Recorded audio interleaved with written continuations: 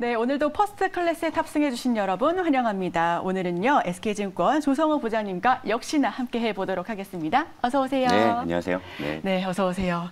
자, 어쩌면 도대체 이렇게 시장이 계속해서 갈팡질팡 이렇게 또 방향성을 못 차리는지 모르겠습니다. 네, 일단 제가 당분간은 조금 일단 시장에 좀 하방 압력을 말씀을 드렸고, 다만 이제 그 안에서 우리가 또 어떠한 힌트를 또 찾을 수 있을지 오늘 좀 그 부분을 좀 준비했고, 일단 시장 전반에 대한 이야기도 좀 한 번 정도는 좀 풀어드려야 될 것 같고요. 이렇게 해서 좀 진행을 해볼게요. 네, 저희 조성호 부장님과 함께 이야기 나눠보고 싶으신 분들, 지금 포트폴리오 점검 받아보고 싶다 하시는 분들은요. 02-2000번에 482번, 02-2000번에 482번 문자로도 참여 가능합니다. 문자는 샵 2034번으로 보내주시면요. 저희 부장님과 함께 하실 수가 있습니다. 지금 바로 함께 해주세요. 네, 코스피가 다시 2700선이 붕괴됐습니다. 아무래도 중국 증시 급락 영향을 보여주고 있는 것 같은데요. 자동차 수는 의외로 선방하는 모습이에요. 이런 시장에 대해서 어떻게 생각하고 계신지? 시장 이제 전체로는 제가 지난주부터 말씀드렸잖아요. 그러니까 우리가 되게 좀 빠른 어떤 종목 전략을 구사하면서도 한켠에서는 좀 가볍게 좀 할 필요가 있다라는 말씀을 계속 드렸었고요. 그러니까 지금은 일단은 약간의 좀 템포 조절이 좀 필요한 때가 아닌가 생각을 해요. 그러니까 일단 제가 이제 보통 화요일 같으면 종목 같은 거 갖고 왔는데 오늘 제가 가지고 오지 않은 이유도 그런 템포 조절 차원에서 그런 건데, 일단 시장 한번 점검을 좀 하죠. 어제 코스피가 2,700을 다시 이제 내줬습니다만은 이제 전체적으로는 이제 양봉을 잡았어요. 전체적으로는 양봉을 잡았는데, 어제 외국인이 1,300억 정도 매도한 게 일단 주요 이제 메이저 수급의 유일한 매도다. 기관이 한 19억 정도 샀어요, 코스피를. 그러니까 매도 규모는 좀 줄어들고 있죠. 매도 규모는 좀 줄어들고 있어서 일단 2,700 구간에서의 좀 이제 지지 신뢰도는 이제 계속 가져갈 수 있는 그런 상황입니다. 그런데 이제 어제 하락 요인이 뭐였냐면 이 중국 증시의 하락, 요게 이제 가장 큰 영향을 미쳤죠. 일단 상하이 봉쇄, 요게 계속 이제 중국 증시를 이제 비롯해서 우리 시장에 영향을 좀 주고 있고, 어제 이제 상해 종합지수가 2.61% 급락을 했는데 지금 추세상으로도 완전히 좀 안 좋잖아요. 그죠? 그리고 어제 이 중국 증시의 급락을 미국에서도 받아가지고 하락을 했어요. 그러니까 어제 간밤에 뉴욕 증시의 하락 이유가 이제 중국 경기 둔화 우려라고 그렇게 했고, 또 인플레이션, 그리고 이제 지금 사실 뉴욕 증시 하락 이유가 보통 이제 인플레이션 쪽이 그동안에 좀 다수의 어떤 그런 이제 비중을 차지하고 있다면, 이제 좀 경기 둔화라는 지금 워딩이 좀 자주 눈에 띄기 시작을 합니다. 제가 일전에 좀 시장의 여러 가지 이슈들을 종합해 드릴 때 결국엔 우크라이나 전쟁이 인플레이션을 촉발을 했고, 그래서 제가 이제 그때 표도 한번 갖고 와서 말씀을 드렸었잖아요. 이게 이제 결국엔 경기 둔화 쪽으로 이제 가는 시나리오. 근데 지금 이게 지금 작동을 하고 있는 거거든요. 그러니까 이 실타래를 풀려면 역시나 우크라이나가 완화돼야 되는 거예요. 근데 우크라이나가 계속 이런 식으로 장기화된다면은 인플레이션은 더 심해질 것이고, 결국엔 이 인플레이션이 계속되면 될수록 소비가 위축될 수밖에 없다라는 거죠. 그렇다면은 경기 둔화 우려로 바로 이어질 수 있는 것이고, 미국 경제는 거의 70%가 소비를 기반으로 지탱을 하고 있는 경제이기 때문에 결국 이제 인플레이션이 계속되면 소비 위축에 따른 경기 둔화 우려로 이어지는 이런 시나리오다, 이런 거예요. 그러니까 앞으로 시장에서는 조금 더 시장의 하방 압력을 받는다면 인플레이션도 인플레이션이면 이제 경기 둔화 우려에 대한 워딩이 조금 더 이제 늘어날 가능성이 있으니까 여러분들 이것도 좀 참고하시면 될 것 같고. 자, 근데 이 와중에 자동차주가 선전이 이제 요즘 눈에 띕니다. 요게 이제 기아 차트입니다. 기아가 최근에 이제 이런 어려운 장에서 지금 의미 있는 장대 양봉을 지금 자주 세워주고 있어요. 그리고 이제 현대차도 한번 볼게요. 현대차도 보시면 일단 기아만큼은 아니지만 최소한 추세는 좀 유지해주고 있는 이제 이런 모습이죠. 근데 어제 드디어 이제 자동차주의 상승에 이제 좀 뚜렷한 제목이 좀 걸리기 시작을 했습니다. 그러니까 어떤 제목이었냐면 친환경차 판매 호조라는 제목이 이제 걸린 거예요. 그전에는 좀 실적이 괜찮아도 뭐였죠? 차량용 반도체가 부족해서 생산에 차질이 있다 해갖고 애써서 진짜 어떻게든 현대차, 기아차 오르면 큰일 나는 양, 이런 논리였다면, 지금은 여러 어떤 악조건 속에서도 이제 친환경차, 그러니까 예를 들면 하이브리드 차, 이제 전기차 이런 걸 이제 친환경차라고 하죠.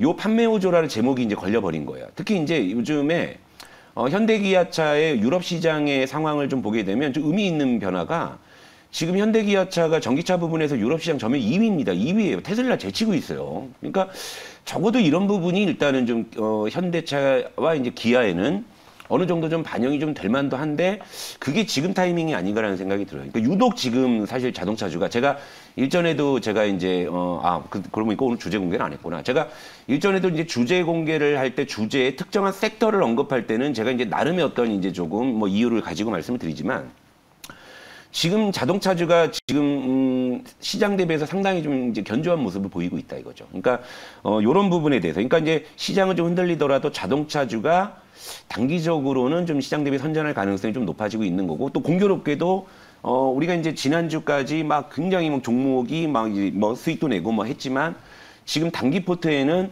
공교롭게도 이 시점에서 자동차주가 좀 대거 전장에 지금 투입이 돼 있죠. 그죠? 뭐 금형이나 뭐 동양피스톤, 센트럴 모텔 이런 종목들. 그러니까 제가 이번 주에도 사실 자동차주의 흐름을 기대한다고 어제도 말씀드렸지만 일단 이렇게 큰 종목들이 앞에서 계속 이렇게 꿋꿋하게 추세를 잡아준다면 결국에 이제 좀 동생들이 좀 따라오지 않을까라는 이제 그런 이제 시나리오를 좀 기대하고 있다 이렇게 보고 있는 거죠. 그러니까 뭐 시장 전체적으로는 지금은 이제 종목 비중을 뭐 늘린다거나 아니면은 뭐 좀 뭐 이 주식 비중을 확대한다거나 뭐 요럴 타이밍은 당분간은 좀 단기적은 좀 아니라고 봐요. 그런데 이제 자동차주 그리고 뭐 어제 뭐 또 곁다리로 보자면 뭐 리오프닝주 정도가 지금 시장 대비해서 조금 좋은 모습을 보이니까 이런 쪽에서 조금 뭐 포커스를 좀 맞추는 거. 그러니까 지금 자동차 좀 많이 있고요. 뭐 리오프닝주가 만약에 오늘도 좀 좋은 모습이라면 제가 뭐 내일 타이밍에는 뭐 리오프닝 정도 하나 좀 트레이드 이름 갖고 오는 뭐 이런 정도의 시나리오를 좀 갖고 있다 이렇게 정리해 드릴게요. 네. 네, 시장을 선도해서요. 어떤 종목에 들어가면 좋을지 혹은 어떤 종목을 또 빼면 좋을지 우리 시장 점검 함께 하고 싶으신 분들 말씀드립니다.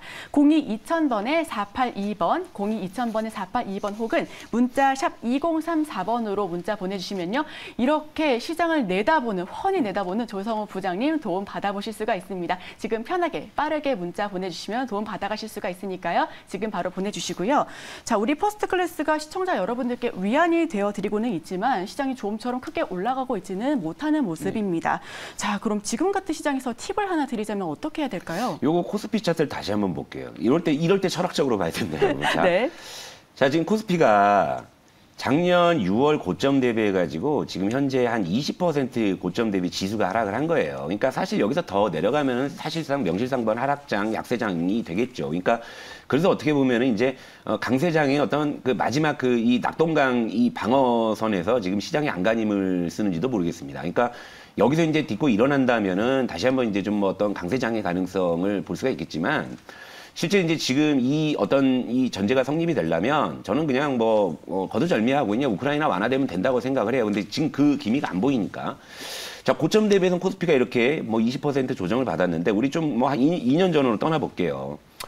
요때가 이제 코로나 패닉으로 이제 저점을 찍었던 시점이죠. 이제 1439포인트죠. 근데 이제 요 시점 대비해가지고 쭉 이렇게 보면은 이제 코스피는 여전히 지금 한 87% 정도가 이제 상승을 한 거예요. 그러니까 사실 여기서는 안경을 무엇을 쓰느냐에 따라 시각이 사실 180도 달라질 수밖에 없습니다. 그러니까 야, 고점 대비해서 이만큼이나 빠졌어? 이거 좀 살만한데? 라는 시각으로 볼 수도 있는 거고 또 한편으로 보면 야, 아직도 이렇게나 많이 올라 있어? 라고 생각하는 시각도 있을 수 있어요. 그러니까 여기서 사실 내가 어느 쪽에 무게추를 두느냐에 따라 시장 전략은 사실 180도 달라질 수밖에 없는 거지만 우리 이제 퍼스트 클래스를 이끌고 있는 이제 기장인 뭐 제 입장에서 본다면 저는 사실 여전히 좀 많이 올라 있는 쪽에 조금 더 무게추를 둡니다. 아직도 시장이 뭐 고점 대비해서 많이 빠졌지만 이만큼이 올라 있구나. 그렇다면 여기서 우리가 리스크를 줄이려면 어떤 걸 해야 되느냐 이런 고민을 이제 하는 거죠. 그러면 여기서 이제 제가 그래서 이제 최근에 여러분들께 이제 종목 전략을 구사하는 건 대형주는 안 된다 생각해서 요즘 대형주는 아예 안 가져와 버리잖아요. 그리고 이제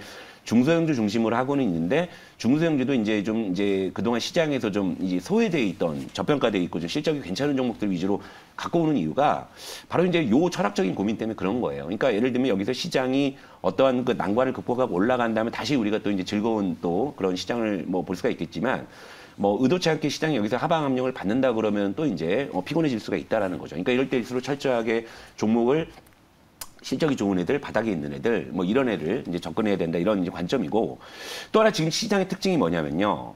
또 종목 우리 종목으로 하나 예시를 들어드릴게요. 금양이라는 종목 잘 아시잖아요, 그죠?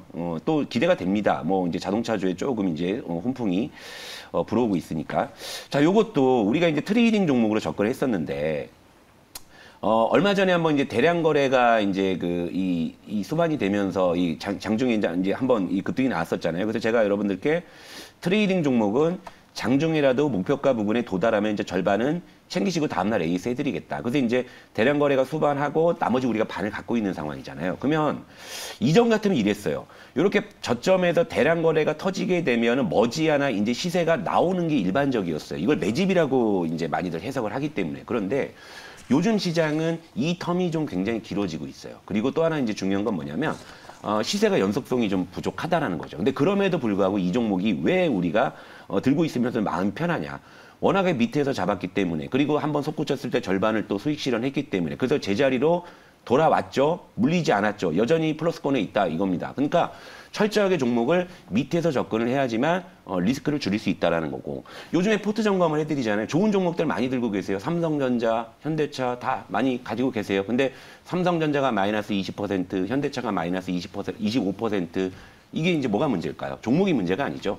항상 여러분들의 가장 큰 고민을 보면은요, 결국 항상 매매 시점에서 항상 패착이 발생한다는 겁니다. 그러니까 우리가 앞으로는 철저하게 밑에서 잡는 좀 그런 어떤 좀 매매 좀 습관을 좀 가져야 되지 않겠느냐, 뭐 이런 말씀을 드리고 오늘 좀 마무리하도록 하겠습니다. 네. 네, 매매 시점과 대응 방안까지도 함께 짚어주셨습니다. 저희 퍼스트 클래스에 함께 해주신 여러분, 우리 기장님께서 방향성이 이렇게 탄탄하시니 저도 믿고 함께 따라가도록 하겠습니다. 자, 이렇게 궁금하신 부분들 방송이 끝난 이후에도 한번 여쭤보고 싶다 하시는 분들 02-2000번에 482번, 02-2000번에 482번, 문자는 샵 2034번으로 보내주시면요. 방송 끝난 이후에도 우리 부장님과 함께 하실 수가 있으니까요. 지금 편하게 보내주시면 좋겠습니다. 자, 세계보고 증시보고 2부 조성우 부장님과 함께하는 시간을 마지막으로 여기서 마무리하도록 하겠습니다. 시청해주신 여러분 고맙습니다.